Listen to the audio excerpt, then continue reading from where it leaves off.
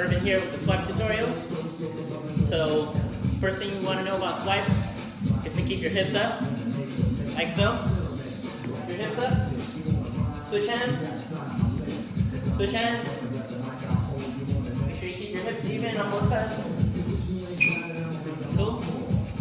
The second part, you want to look at your hands, switching to the other side, and twist your legs, landing them in the same spot. Okay, watch like this. Here, switch hands. Right hand goes down. Swipe your legs. Switch hands. Okay?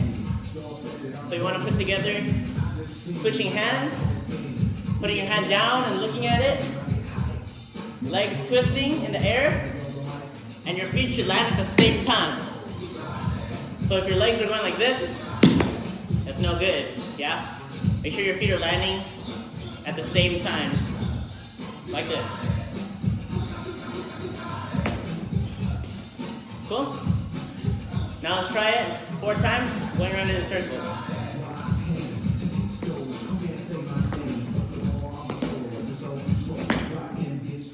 Swipe.